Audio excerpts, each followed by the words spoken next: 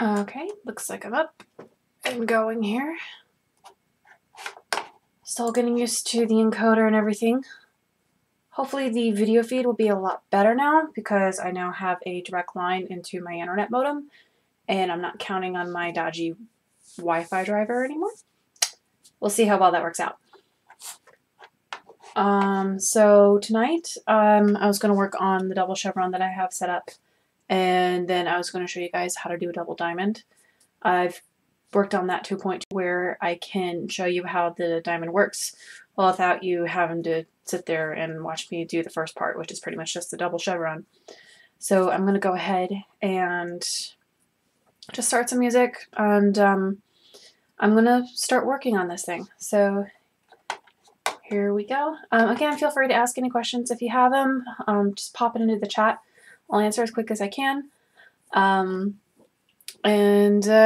Yeah, and if you want me to work on any of the other ones, I still have a arrowhead and a lightning that I'm working on still, if you want a refresher on those.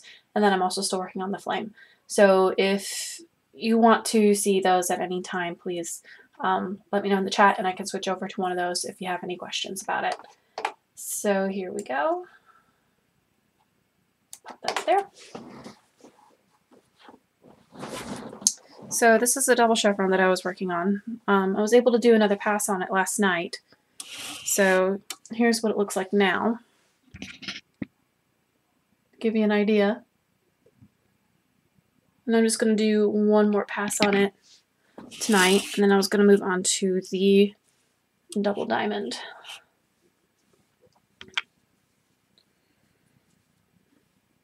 Well, if I could just figure out how I tied this off.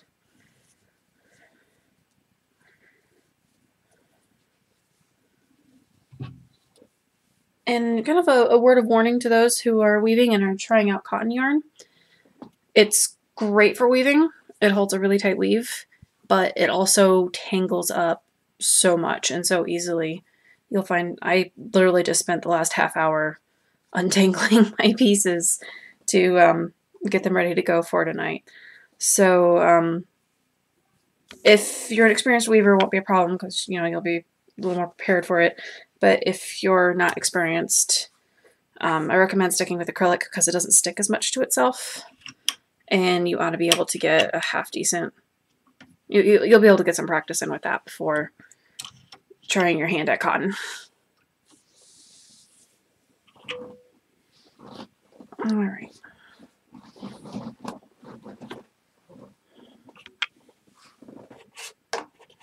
And I'll just start some music. Hopefully it's not too loud.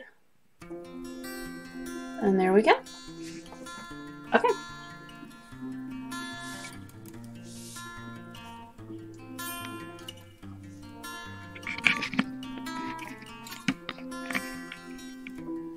There we go. And if there's any problem with the stream or anything like that, let me know and I'll try to get it fixed as quickly as possible. I was having issues the last time I tried testing it, and I'm thinking a lot of my issues stem from not having a direct connection into my internet modem. And hopefully now that I have a direct connection, things will go a lot more smoothly. So we'll give that a go.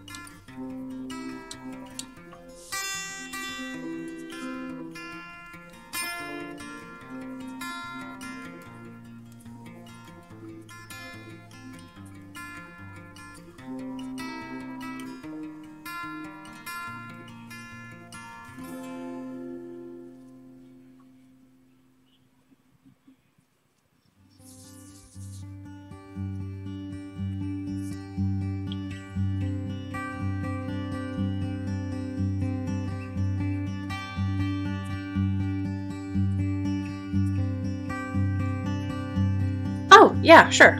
Let me finish this pass. Okay.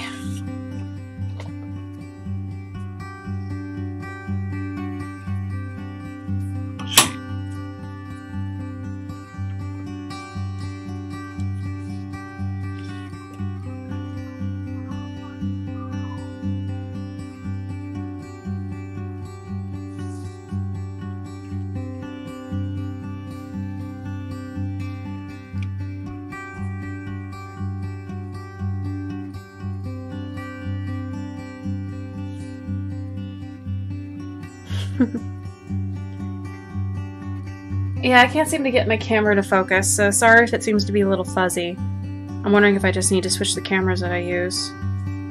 Because the old one I seem to focus okay, but this new one... The color's better on the new one, which is why I'm using it for this stuff, but I can't seem to get it to focus for some reason. I may have to switch it out later. I'm not going to do it just now because that'll take too long, but...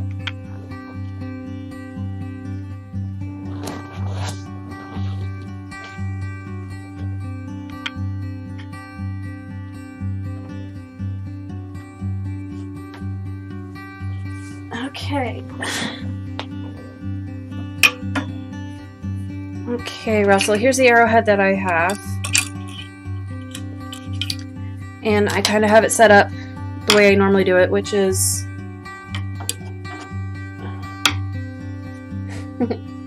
I have it set up on my dowel rod from the middle, working out. So this one will have a bullseye in the middle of it. Then again, that's just kind of how I work my pieces usually. The pieces that I have on the rings are they're kind of me trying to just broaden my work here a little bit, try to do something a little bit different.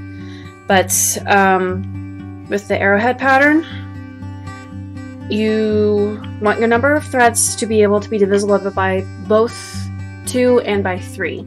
2 because you need a middle point to start with. You need to be able to split your threads in half to start weaving from the middle out. And by 3 in case you want to braid your fringe at the end of it.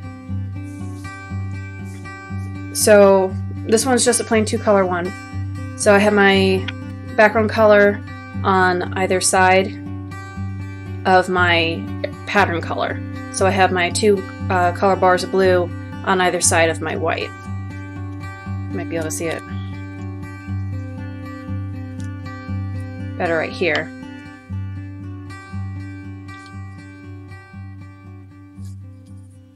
And I know I started this one out a little bit, but it's already, yep, it's at a finished point here. It's also easier to do the weave if the colors are of the same amount of threads. I think this one, the color sections all have the same number of threads to them. I'm not sure, I'll have to recount it.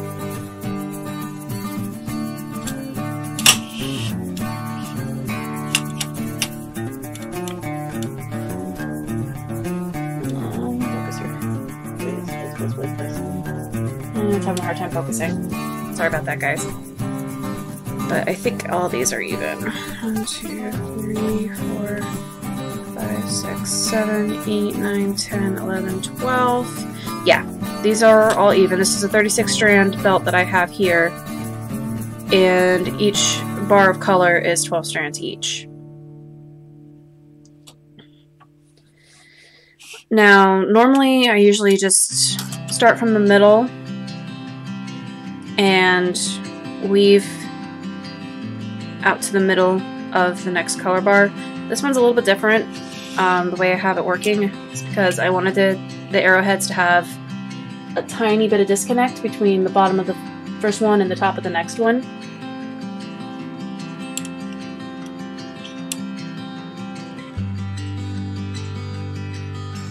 Okay, Russell, the one I'm working on right now has 36.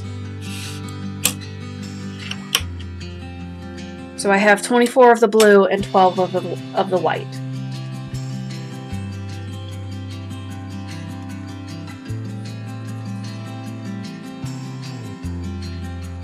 But yeah, normally with an arrowhead, you would start with your weave in the middle, which you would do your cross in the middle, and then weave out. 1, 2, 3, 4, 5, 6, and then you would normally you would switch with this one. I wanted there to be a little bit of a disconnect between the bottom of the one arrowhead and the top of the next, so I actually do something a little different with this one, and I weave out to the next one and then switch it before weaving back out, like so.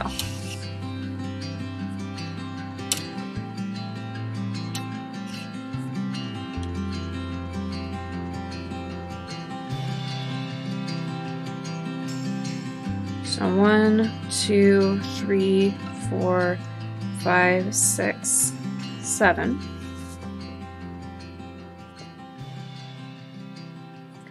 And I switch it.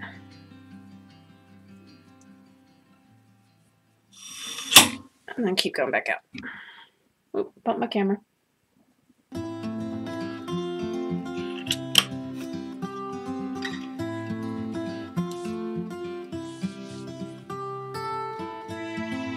And after doing a full pass, I'll show you what going that extra thread. I'll show you how that works.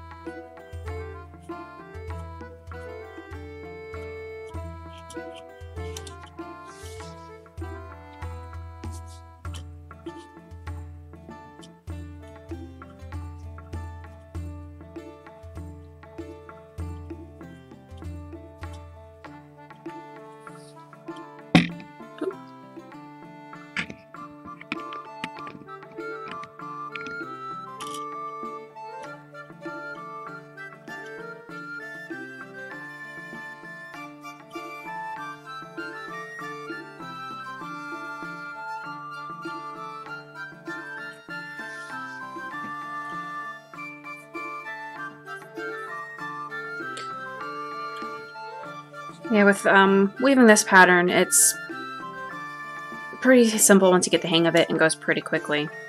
Because once you get that outside thread, you're just pretty much weaving to the next thread inward. So like this one, I wove out to the 3rd thread, this one was the 4th, the 5th, the 6th, the 7th. You guys kind of get my meaning here.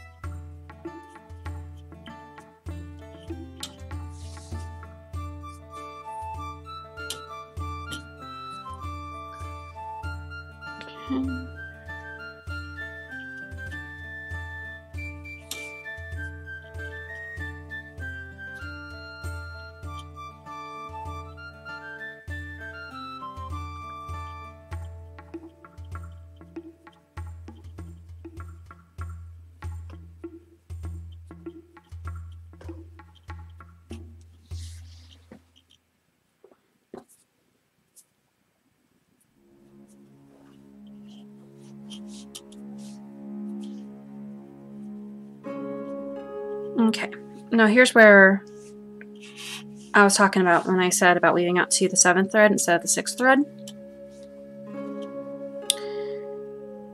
I've just woven all of my white threads in the pattern, and now I have these 2 left over. I'm going to cross these 2 and just weave them straight across to the outside. This does 2 things. One, it kind of helps pull the pattern together a little bit more. And 2, creates that slight disconnect between the arrowheads in the pattern. If I had woven to the 6th thread instead of the 7th thread, you would still have a full you would still have the full arrowhead pattern, but the top arrowhead would be touching the one underneath it. Whereas if you do it this way, with weaving out that 1 extra thread, you can have that slight bit of disconnect and have it a more separated pattern. I guess would be the way to put it. Oh, thank you, Russell.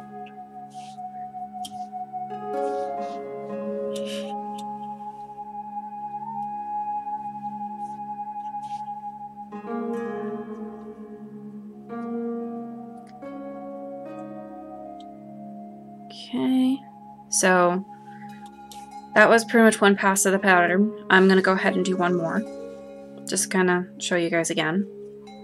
So I'm going to cross my 2 middle threads, weave out,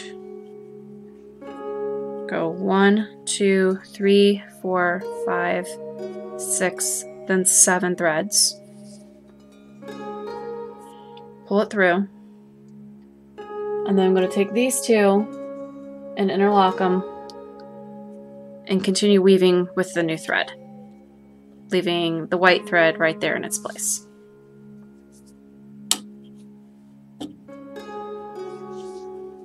And then I'm going to do the same thing on the other side.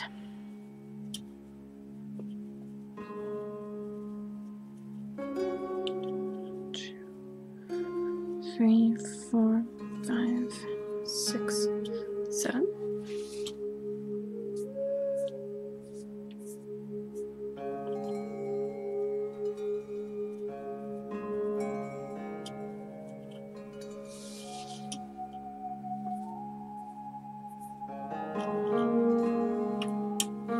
Hopefully one of these days I'll have better cameras that will focus a bit better, and then I won't have to worry about everything looking so darn fuzzy.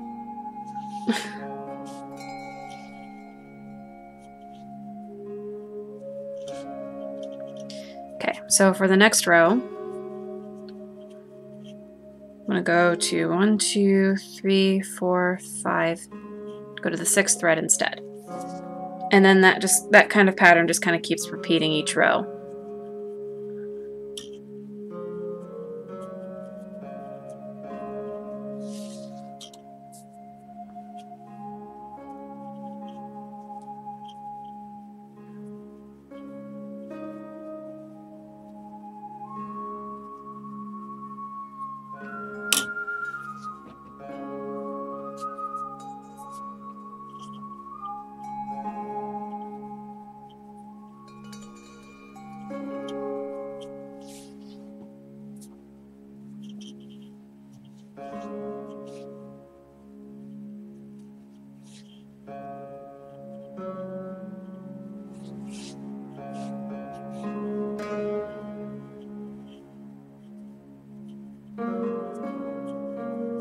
And then this one goes to the 5th.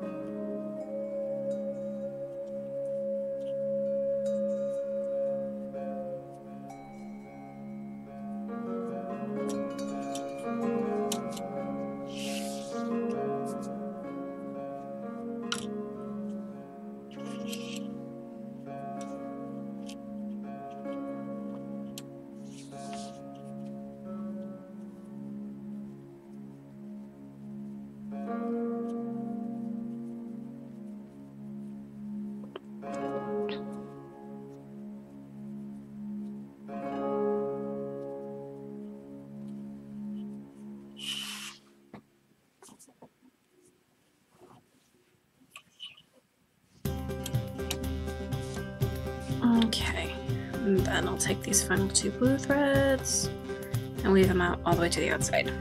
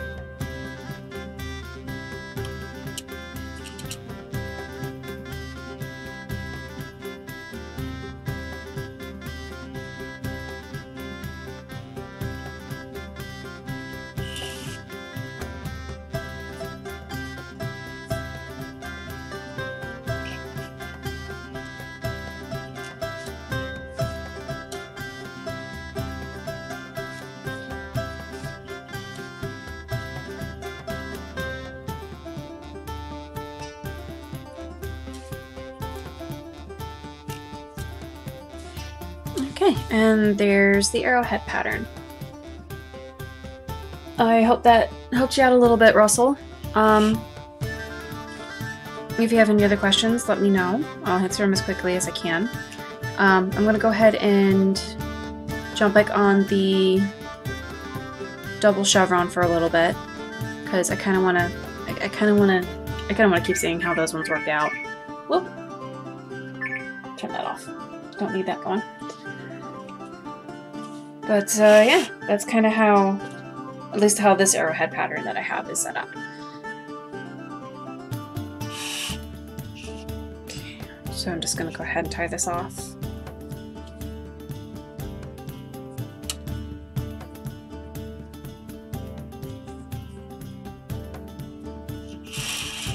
Okay, and then I'll go ahead and pull the double chevron back on.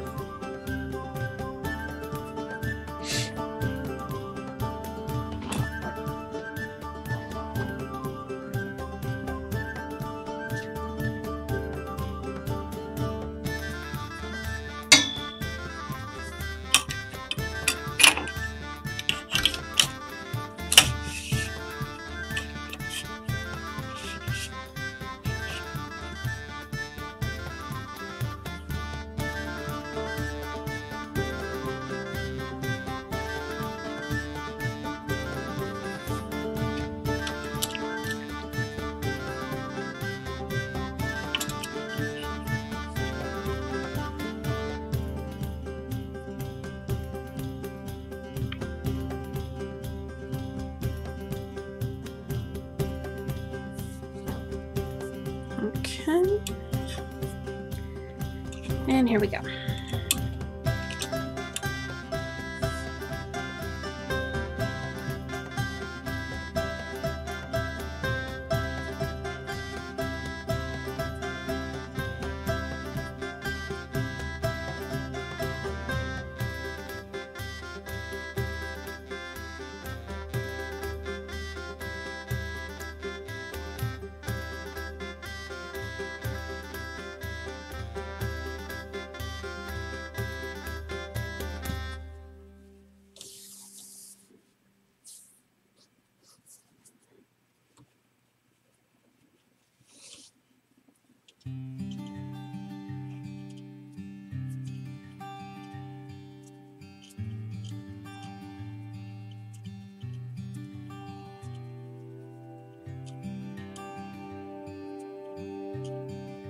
Okay, you're welcome, Russell.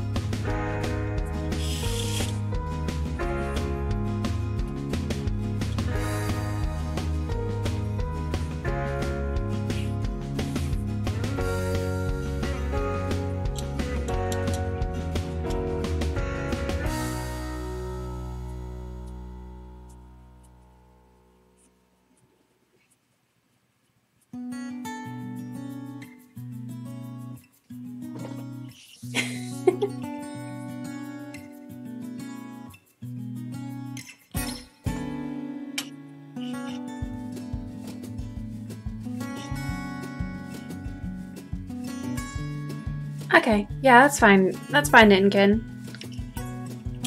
If you do have any questions, though, don't be afraid to ask. And hey, Brittany, good to see ya!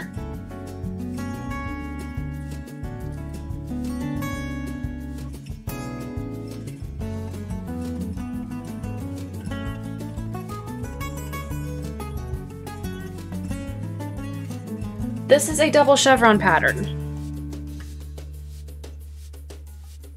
This is the one I started in my last live stream that wasn't a test of trying to get my new camera setup finished up.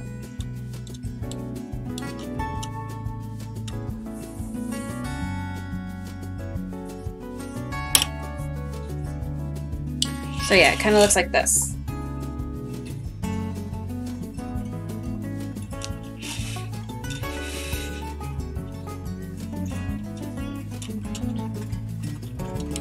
Next one I'm going to show you is going to be also going to be a fun one, because that one's going to be a double diamond. Probably going to hate myself for it because I still don't like doing diamond pattern, but it's a cool pattern. It looks really pretty, and I still want to show you guys. So I'm going to grin and bear it and do it anyway.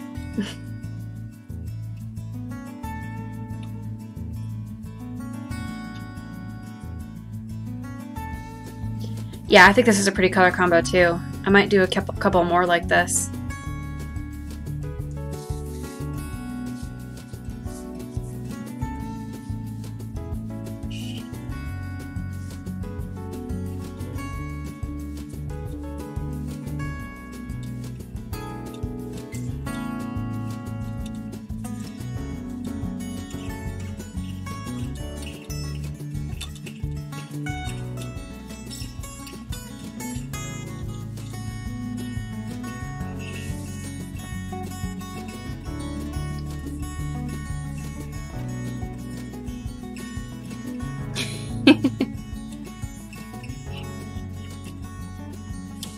I just don't like weaving backwards. That's really the only reason why I don't like doing the diamond pattern.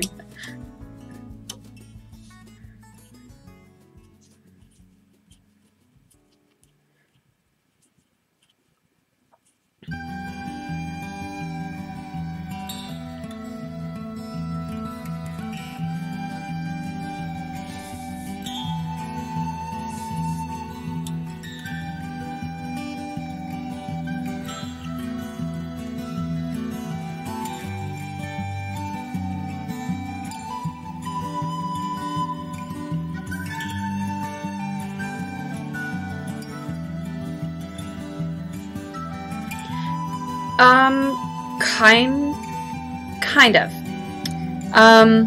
Basically you're weaving two patterns at once, side by side, and then crossing them in the middle here.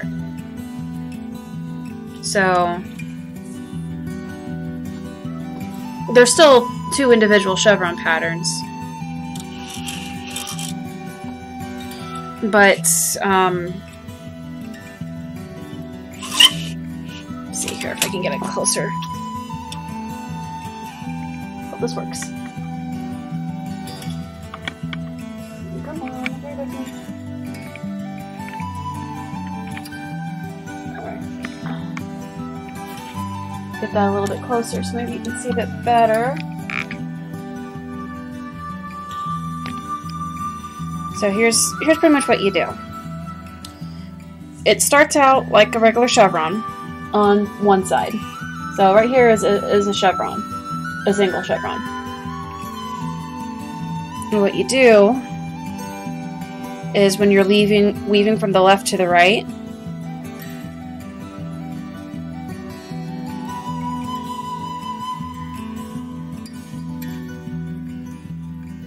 you take it, and when you weave it all the way across, you take that thread that you wove, and instead of turning it down and putting it back into the pattern like you normally would on a single pattern, you take it and you pull it into the other bundle for the other chevron pattern. And then the other side is kind of woven like normally.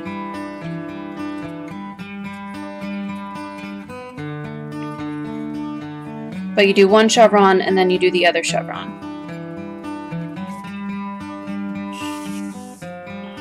Or you do one side then the other.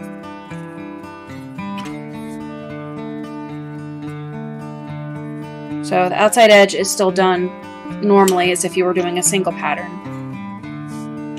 The only difference is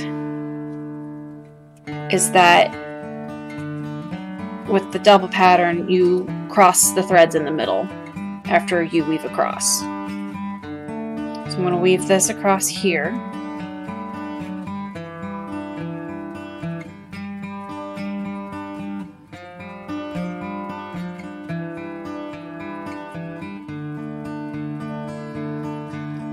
And I'm going to continue weaving.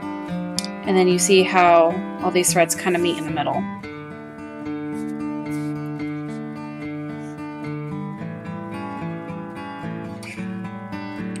Just move this real quick.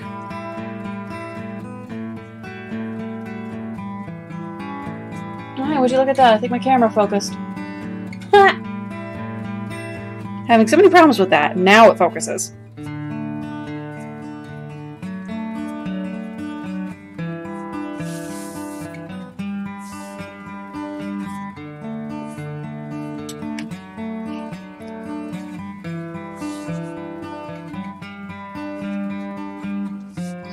So you can see,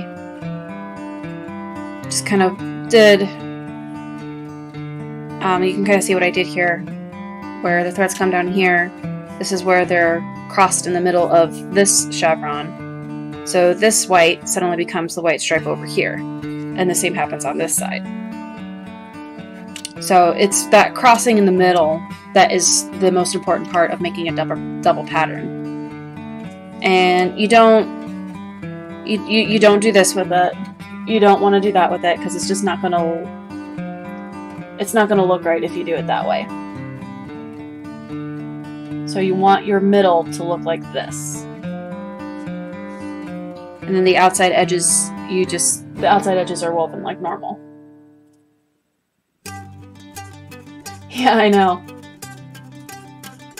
Nice and focused there. I guess I just wasn't close. I guess I just wasn't zoomed in enough. So yeah, that's the double chevron pretty much in a nutshell there. This one's turning out pretty nice, I think.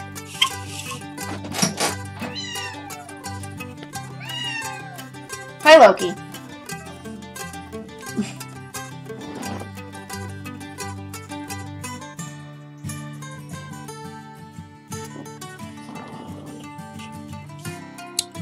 Don't mind my cat, he'll be my captive audience for the night. Okay, so I'm gonna go ahead and tie this off, and then I'm gonna show you guys the difference between this and a double diamond. And hope I don't go crazy.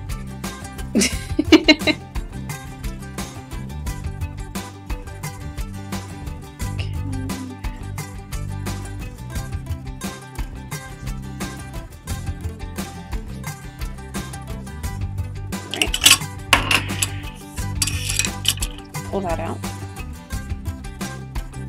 So there's that. Looks really good from a side view, doesn't it? Oh, this one's gonna be gorgeous when it's finished. Okay.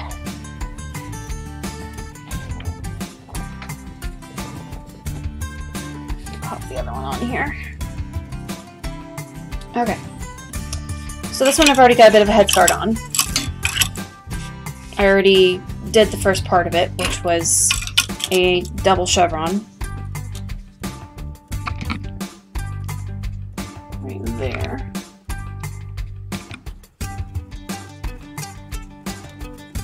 You know, if I could just get the focus here. Was it really that camera angle? Oh, what was it? Because now it's not as focused. Now it's fuzzy again. Come on.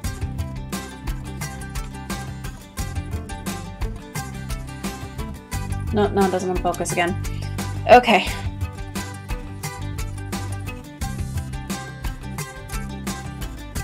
But hopefully you guys can still see the gist of this.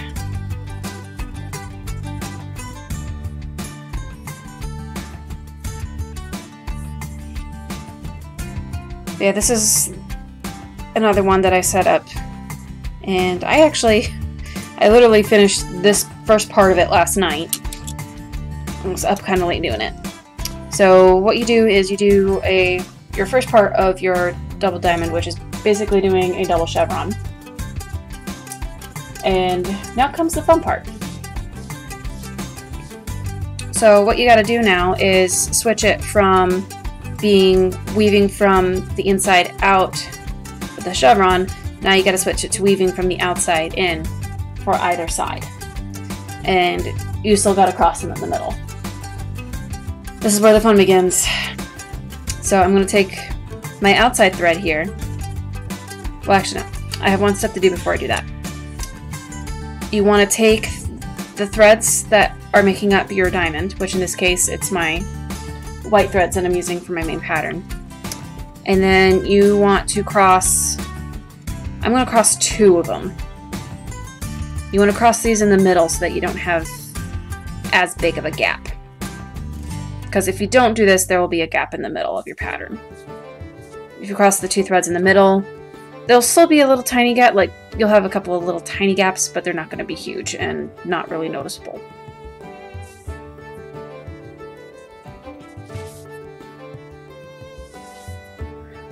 So you want to cross your 2 threads in the middle like this, if I can get the focus again, like so. You want to do that on both sides.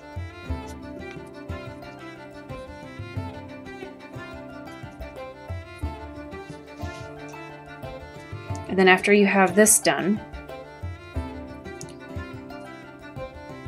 I usually find that it's actually easier to, for at least one part of it, make sure I have my threads right. There we go. When you get to the reversed part of this diamond, of the double diamond, I actually find it easier to start in the very middle and then weave out. So I'm actually going to take these last 2 threads that I wove, and I am going to weave them across and into the middle here of the chevron pattern.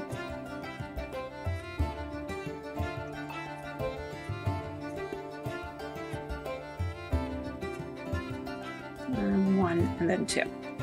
So I'm going to weave that across to there. Pull it through. Oop. Come on. See, this is why I don't like cotton as much.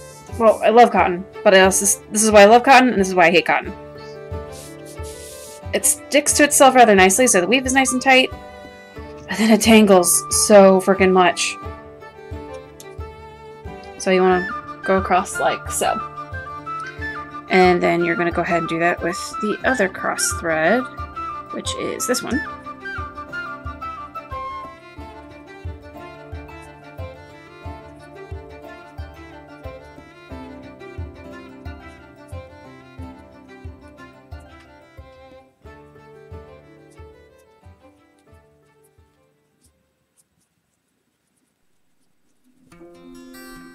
Three, 4.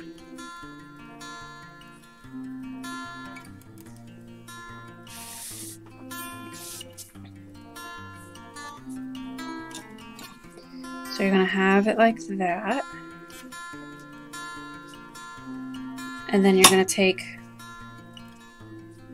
this thread here, and then you're going to weave it back in toward the center.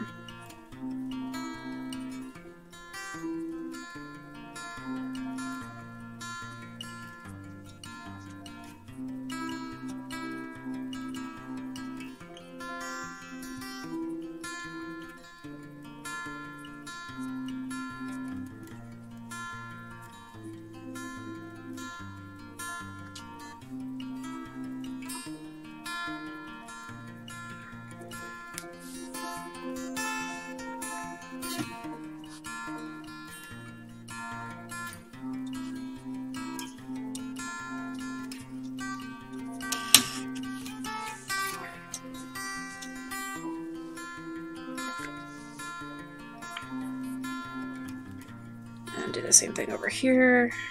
Oop. Try that one.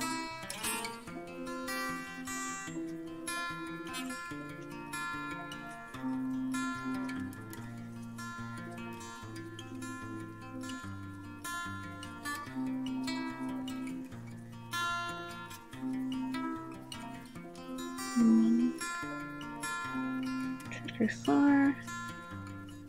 There it is. And there we go.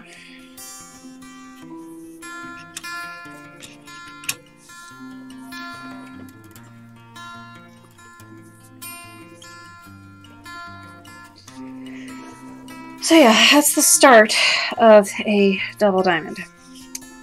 Now, I actually find it, this is how I used to do it. It's been a long time since I've actually done a double diamond. But how I used to do it is I would actually leave these up like this, just to kind of keep them out of the way. And then I would weave my middle portion first.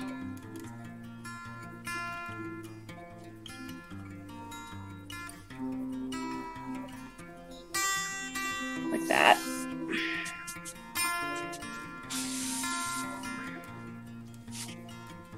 And then pop it up in there.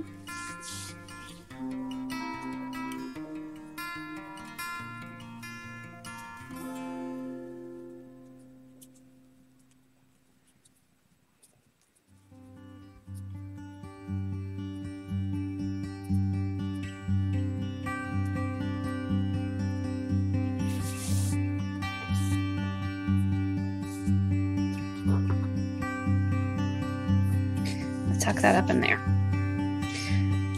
Then I would pop back in here, make sure I'm not leaving it too tight.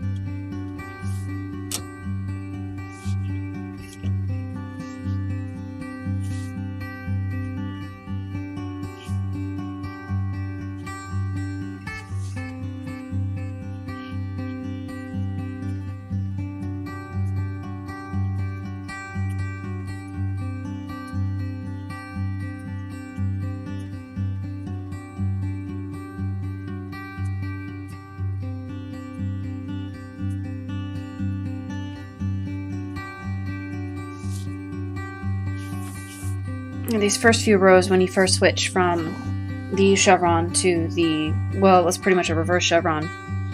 These ones are going to be the first few rows are going to be the hardest ones because it's, again, you're establishing your pattern. And you'll want to go back in and kind of cinch everything down a little bit.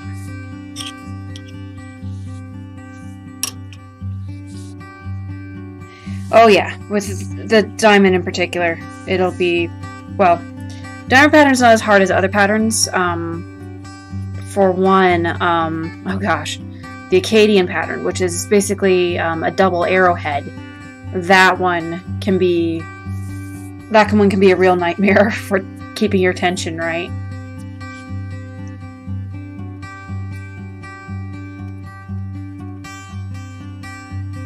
The nice thing about the cotton thread, though, is that I found that it actually kind of sets its own tension rather well.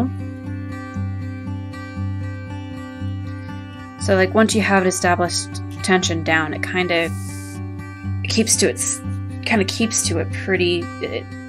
I don't quite know how to explain it, but it just kind of keeps itself pretty well tensioned. I know, because acrylic yarn doesn't do it as well, not nearly as well. If I was doing this in acrylic, I would constantly be checking tension and all that stuff.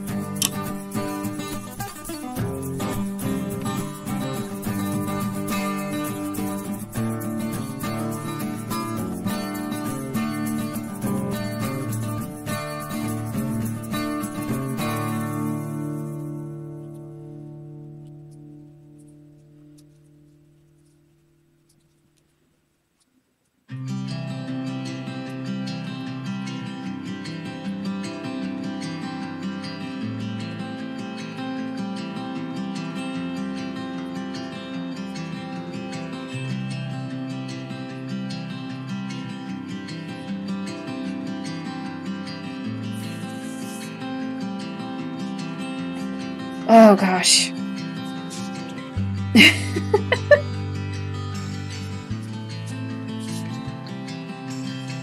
Oh, good luck, knitting kitten.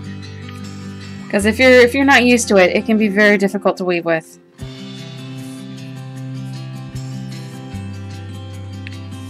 Okay, so just wove that one. And I'm just gonna go cinch this up. And then I'm going to cinch that up.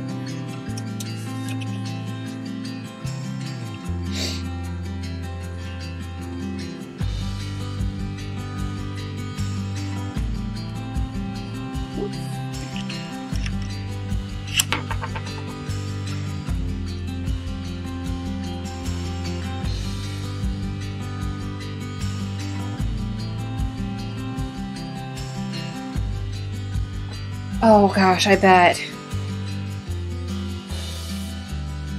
I've been lucky so far. My wrist hasn't acted up in a few weeks.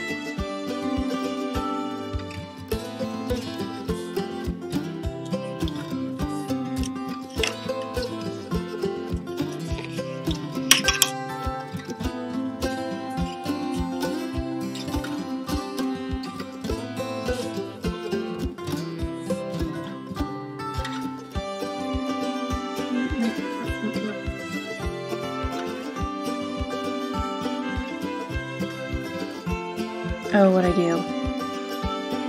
What did I do here? Oh, no, no, no, no, no, no.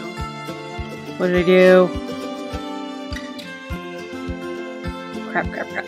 Hold on. What'd I do? Oh, scheiße. No! Hold on. I gotta fix the screw up. Ah! What did I do wrong here? Oh, I bet that's it. Did I do it the wrong way? I did it the wrong way. Aha, okay. We're okay. We're okay. I figured out what I did. This goes here. Okay. Jeez. It scared me.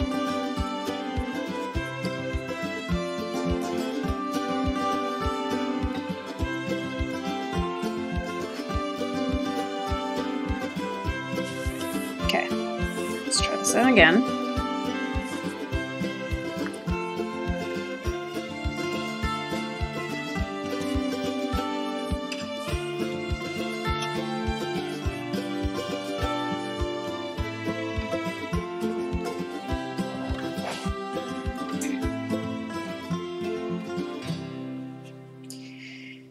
Yep.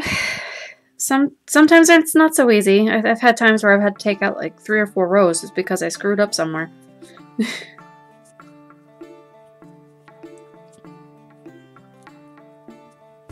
Okay, finish that up here.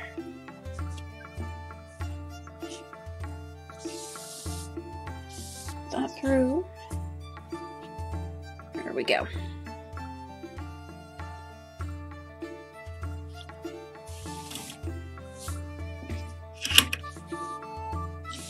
So yeah, now you can kind of start seeing the diamond shape starting to take place here.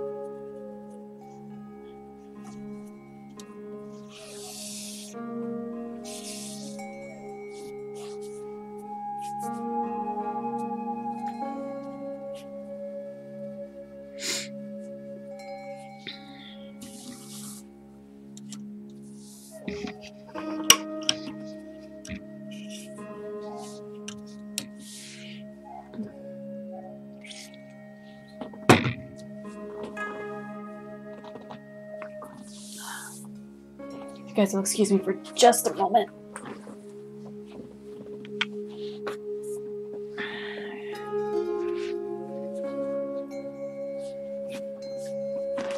Excuse me for just one moment. Tummy's not exactly feeling the best. I'm gonna get myself some Tums.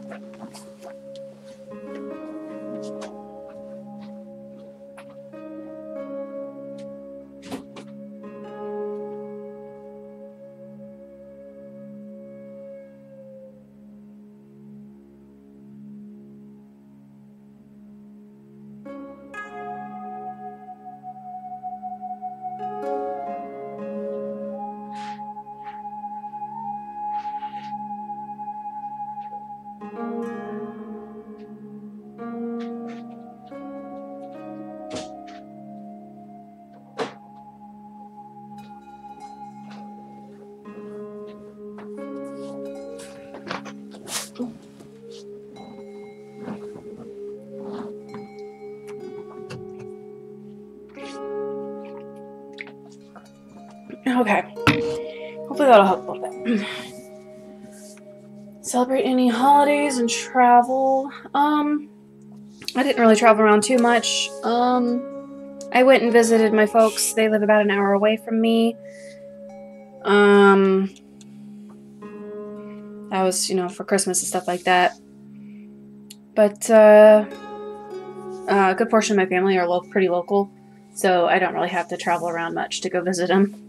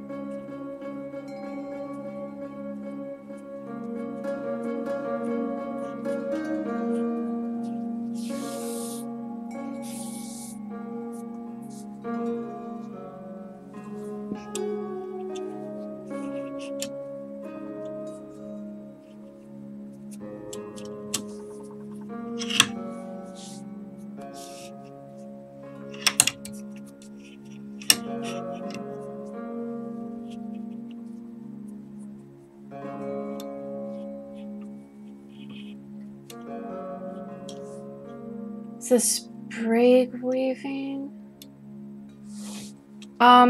If you're referring to spring, no, this is not spring weaving.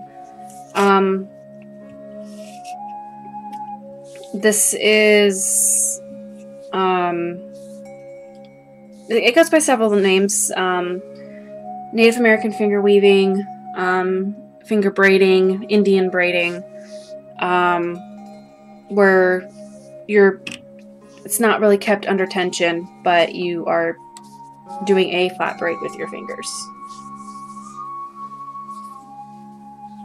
I would like to learn how to do spring, though. I've seen videos of it done. I know that there are tutorials for spring on YouTube,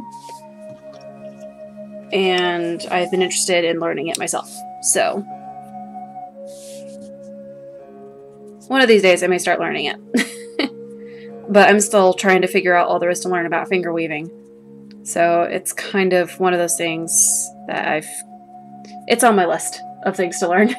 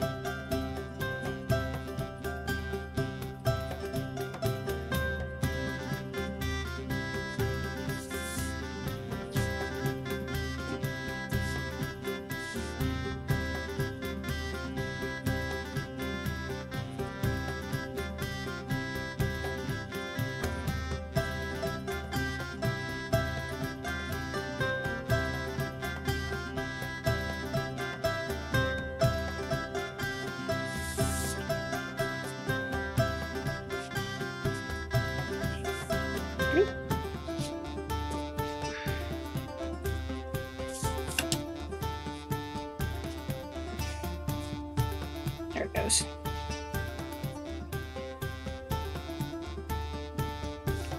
Ugh, I'm gonna have to stop and detangle here in a minute.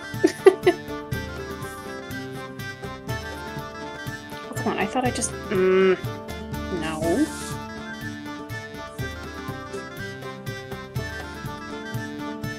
Ugh, you gotta be kidding me.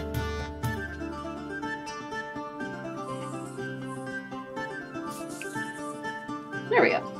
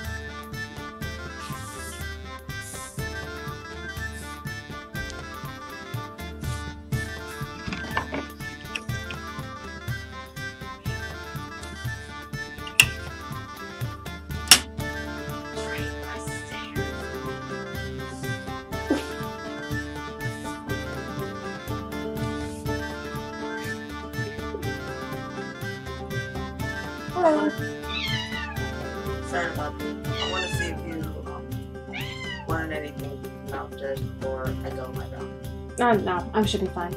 Oh, okay. Yeah. Alright. Okay. Anyway. Alright. I'm gonna go lie down. Okay. Yeah, good night.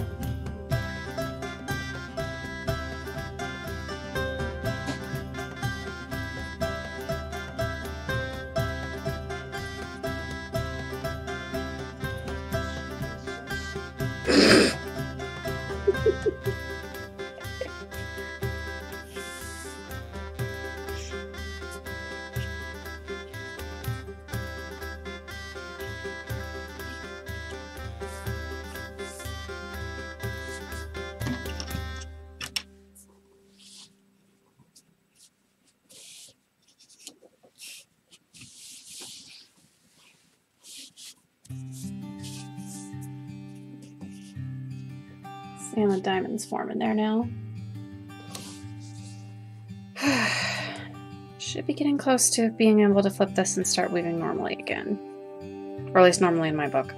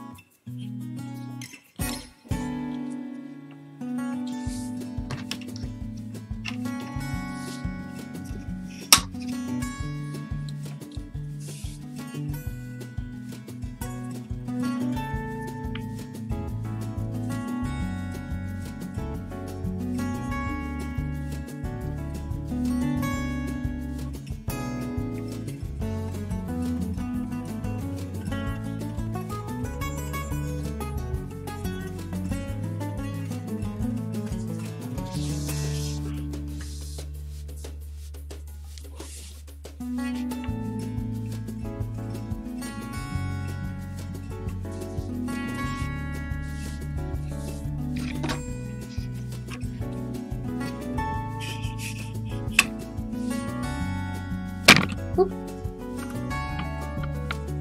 Yeah, I know.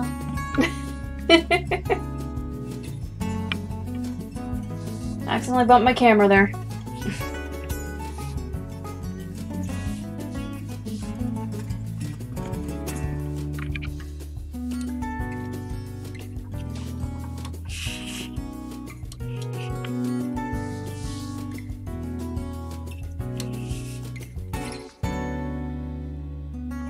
Oh, looks like it might work now. Being a little tricky on the focus though. Sorry about that. There it goes.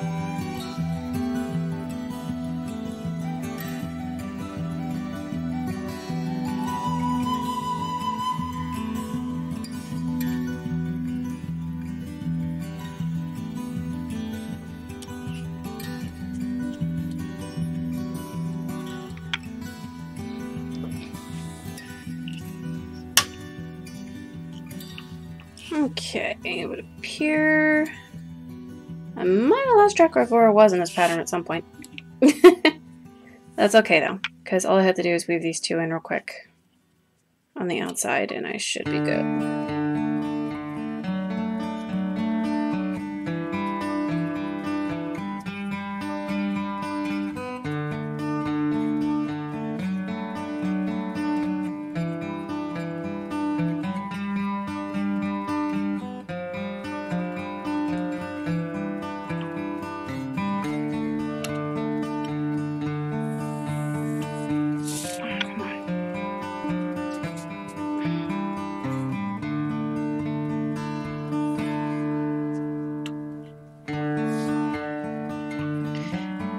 But yeah, if you don't get a little behind on the sides like I did, all your white threads. Your white threads should meet in the middle and reach the outside of your piece at the same time. Unless you know, jumped ahead a few times in the middle like I did. Oh gosh, come on. Seriously? Why?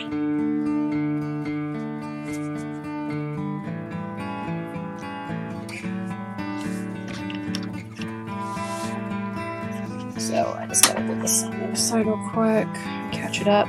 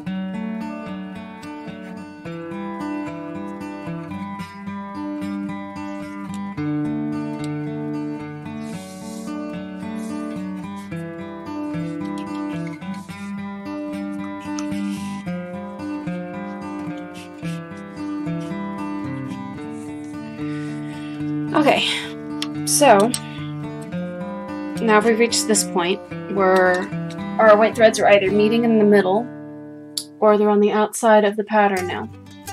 So now comes the fun part of switching it back to a regular chevron. And the way you do this is pretty simple. And yes, it's kind of sort of my favorite part because now I don't have to weave backwards anymore. But first, I have to go to the very middle here, and then I have to cross these threads. And I will cross 2 of them from either side here. 1 and 2. Like so. And then you're going to go to the middle of the one side of your pattern. I hope you guys can see that okay, but it's not really focused. You're going to take this thread, and you're going to weave it back out toward the outside.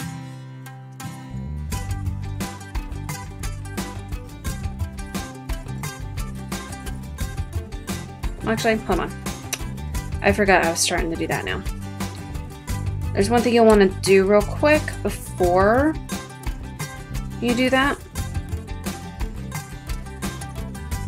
And it's a little thing that I figured out how to do so that you don't have, when you won't have as much gapping in your thread, and it's pretty much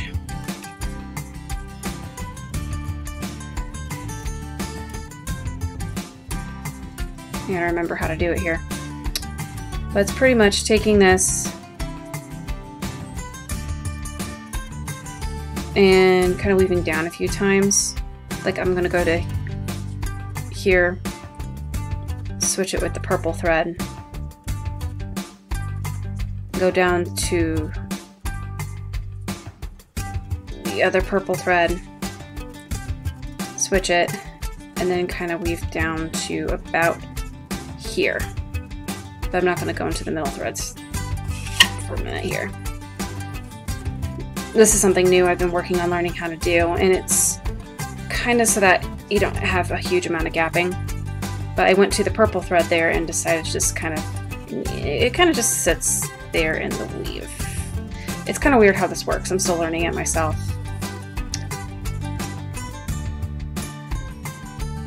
But then you will repeat.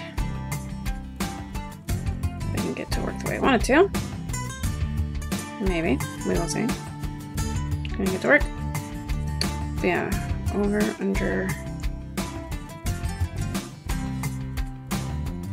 That's not gonna work, is it? Nope, I think I did that wrong. Yep, that's probably why. Hold on.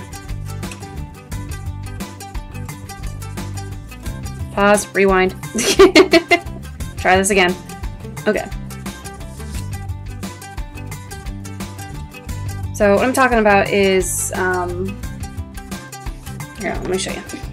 I'll grab the other piece that I have that I've been working on that is a diamond, and I'll show you what I mean what I'm trying to prevent here.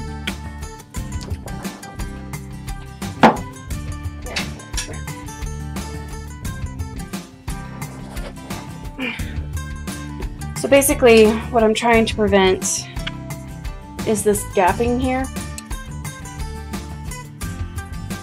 that you can see there from when you switch from doing the top part of your diamond to the bottom part of your diamond. I've always had a problem of this kind of loose gapping appearing, and I found in one of my instructional books a way to kind of work around it and try to keep it from happening. And right now I'm trying to remember how to do it because I can't find my book at the moment. So I'm going to give this a go again. So I'm going to put this aside for now. And I'm just going to kind of work on the outside here after I detangle it a little bit. It's kind of a mess. Just a bit. This thing's going to be so hard to untangle later. If I could just get this to work for me here. Okay, I'm just going to let that hang down real quick. Tighten this up. Okay. So to try and prevent the gapping, basically what it told me to do was to weave inward to the next color, switch it, weave in again to the next color,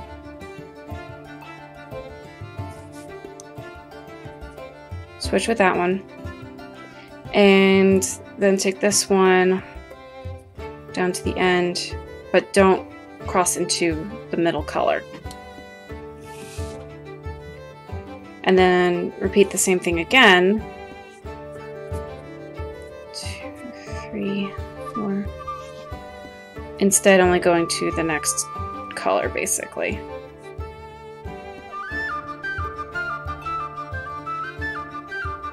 So this one goes there. That one goes there. It's kind of weird how it works. I'm not quite sure if I can get it to work right now. But I will give it an honest go here. So like that and then like that. And then you do it one more time with the white. Like so. And it kind of makes its own weave. It kind of keeps the gap from forming, I'm guessing. And then you're supposed to take this, just kind of stays here like that. 3, where are you? There it is. So that one goes over, under, over, under, and over, under, over, under. Okay, so like that. Put this up. And I'm going to attempt to kind of tighten this down real quick, and hopefully this worked. Because I don't want that gapping there, but I still want this to work. Is this still there? Nope, that came out. Okay.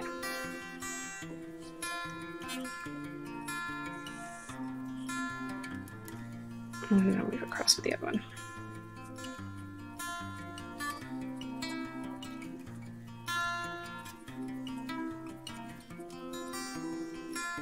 Like that.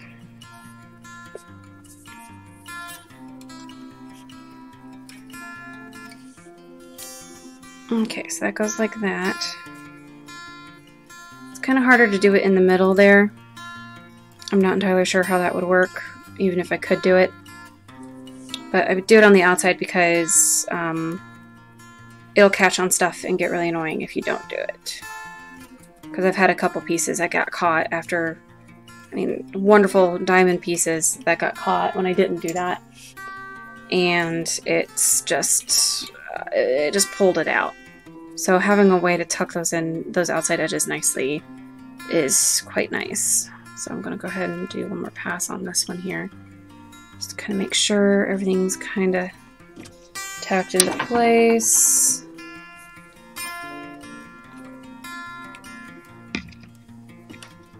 Okay. Alright, that looked like it worked. Sort of? Yes? Yeah, that looked like it worked. It's nice, kind of woven, kind of a cohesive piece. It's gonna look a little funky, but it looked that way in the books too. But at least I don't have any of those loose threads on the outside that are kind of annoying. So I'm gonna go ahead and try that with the other side.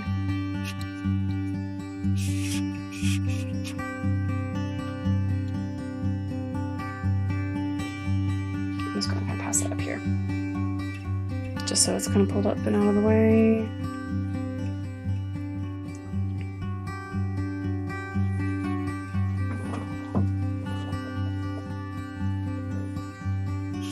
I think I did it twice, right? Yeah, I did it twice. Or I did it 3 times. So, I'm going to do...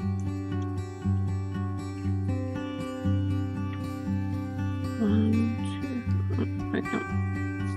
I'm supposed to switch with the next color.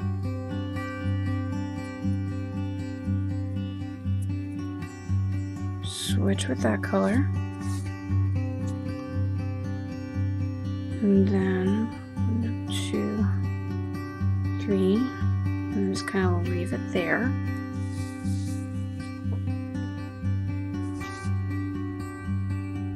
Then I'm supposed to repeat it. 2,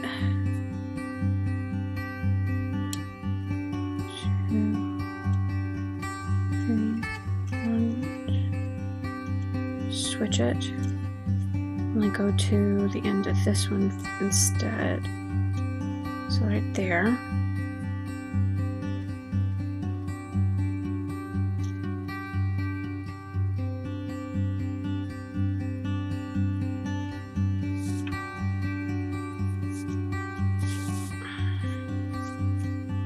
Okay, so like that.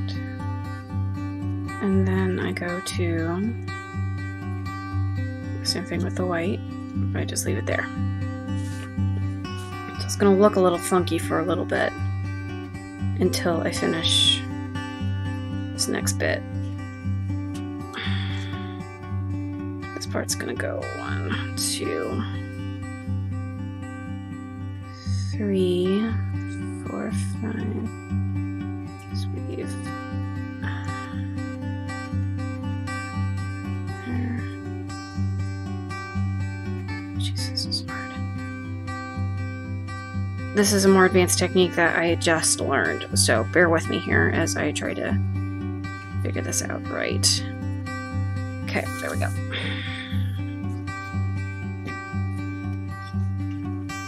So I got that one. So I can kind of pull these tight, I guess, maybe, now that they're kind of in place. And then I'll take this one.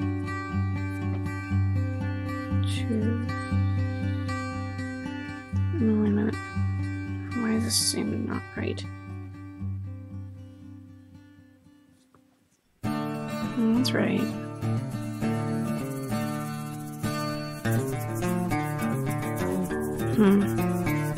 Weird.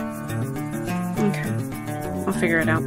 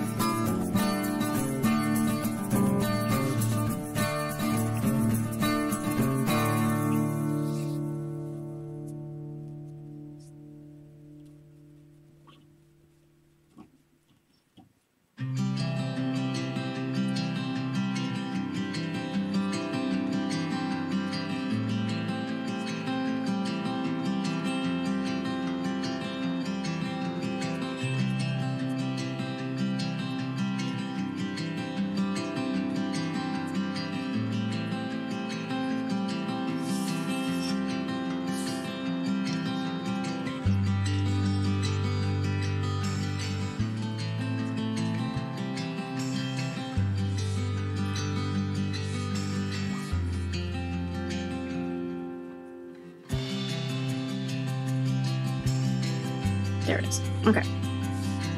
So there we go. Kind of got that to kind of look right. But yeah, now my outside threads here are kind of nice and tacked in. Not quite sure how to do that for the middle though. The middle's going to be a little bit tricky.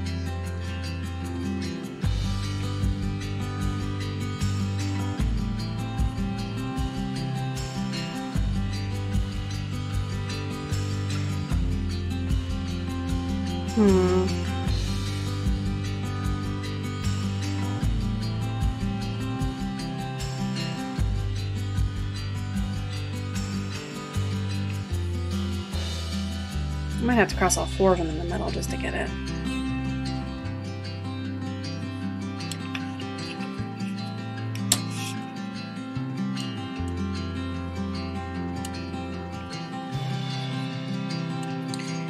Okay.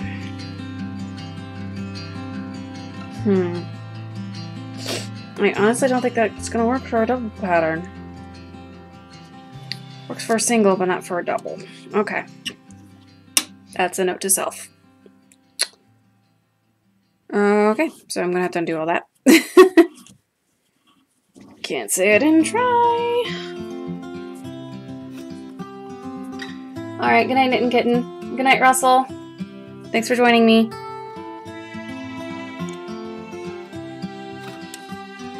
Okay, let's get that here.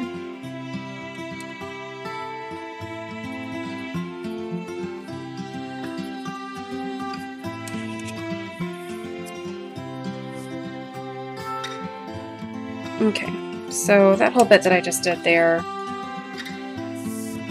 it's more meant for single patterns, and I'm not quite sure how to figure out with a double pattern, because if I do that bit on the outside, then the middle kind of gets really janked up. So I'm not going to do that for this one. So once I get this all cleaned up and straightened out, okay, here we go. Kind of back here. Okay. So I'm going to keep with the simple and easy version of this, and I'm not going to try to do anything advanced with it, because that kind of screwed me up and wasted a bunch of time.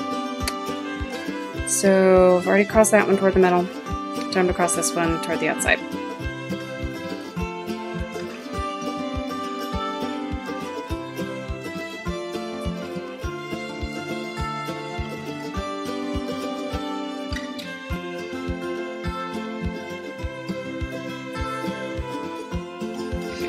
So like that.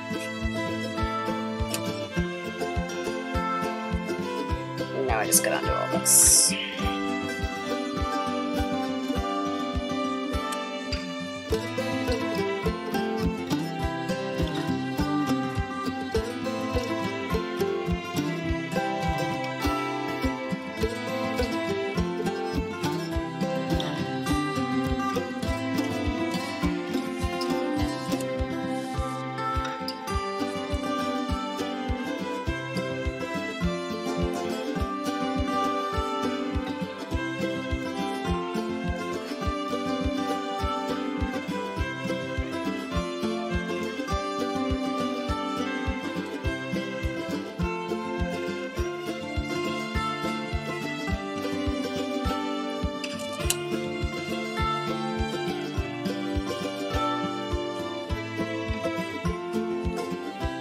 Okay.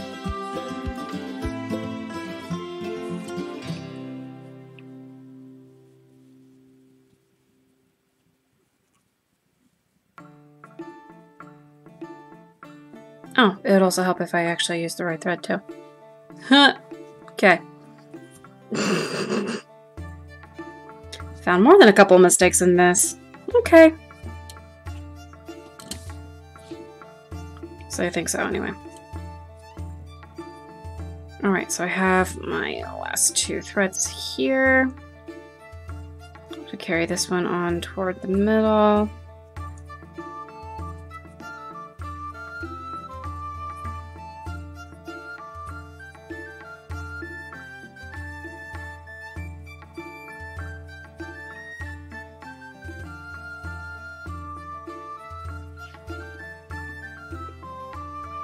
Hmm.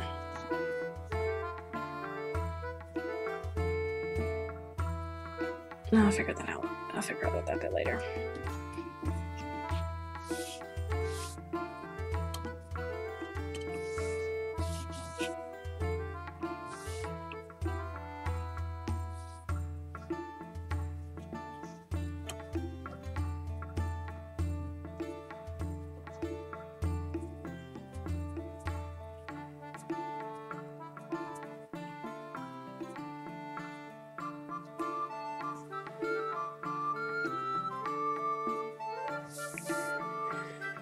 Okay, there we go.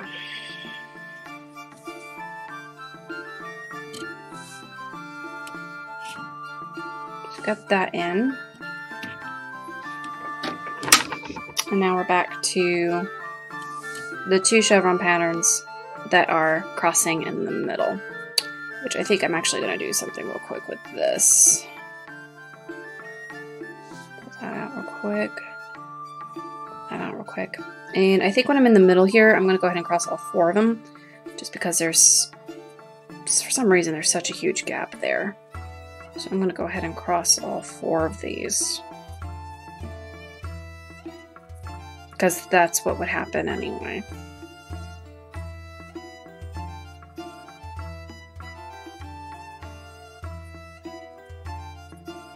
I think this will help it be a little more cohesive, I think. We'll see. Oh yeah, that's a little bit better. Okay, and here we are. Hi, Loki. Yeah, hello. And here we are back to doing a chevron here.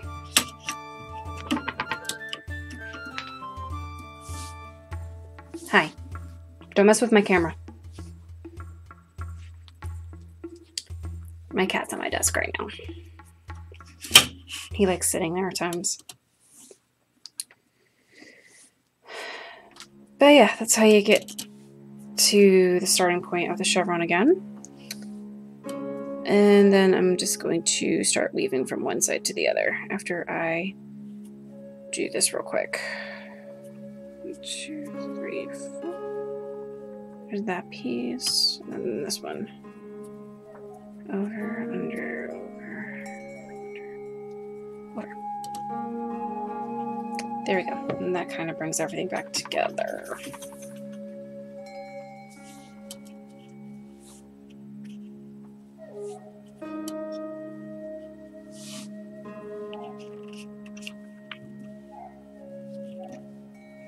And just do a couple more passes here.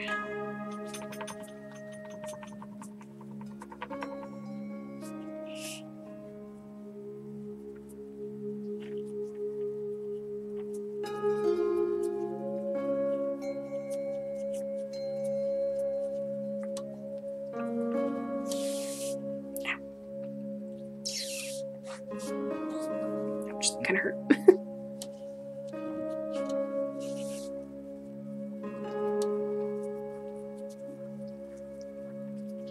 Cotton will give you a rope burn if you're not careful.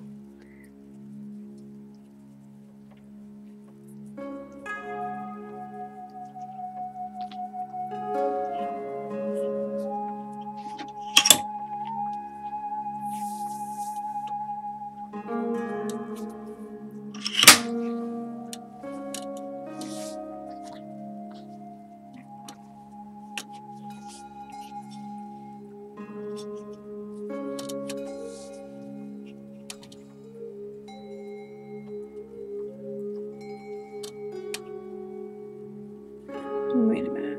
I don't know what I do here. 1, 2, 3, 4. Yeah, that's right. Oh, shite.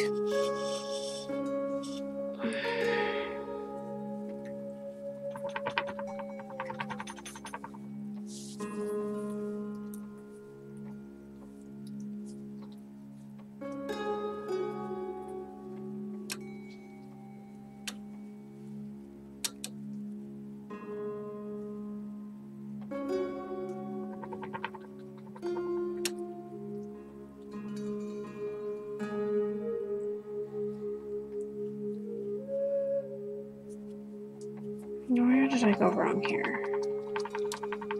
Is the question.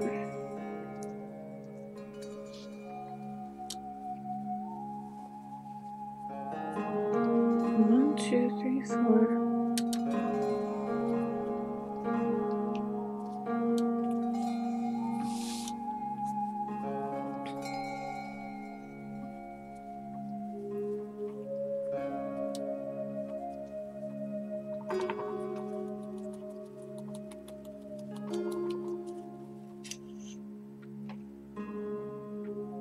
Okay.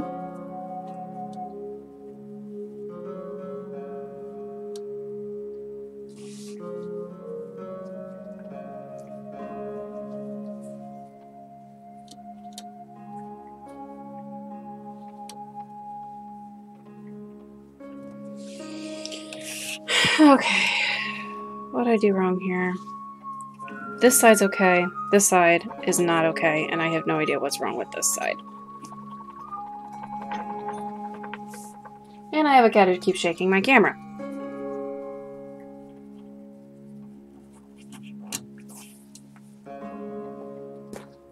Okay.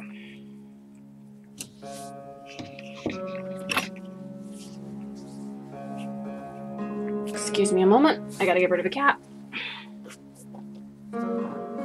Oi, you. Quit messing with my camera.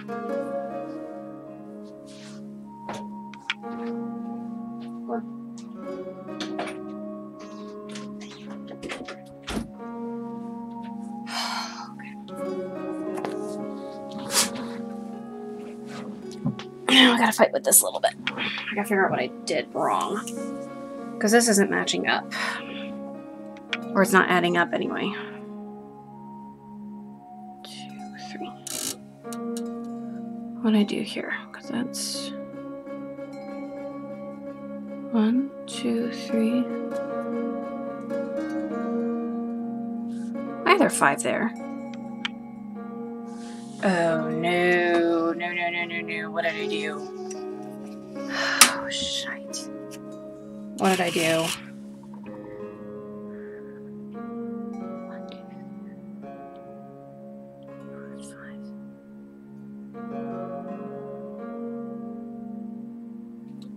Where did I go wrong?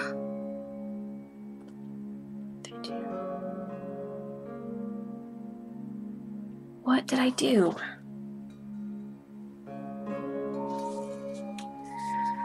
Okay, well, I went wrong somewhere in this pattern.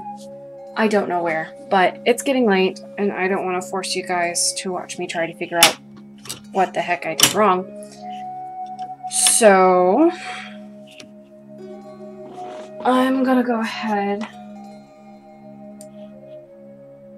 and call it for tonight. Hopefully I will figure out what the heck I did wrong with this and have it fixed by next week. So until then, you guys, thanks for watching. I'm glad I could answer any questions that you guys had. And hopefully same time next week. I'm shooting for Saturday instead of Sunday. Again, I had to postpone a day this week because crazy family stuff was going on. So until next week, hope to see you guys then. Have a good night. Have a good week. And until later, toodles.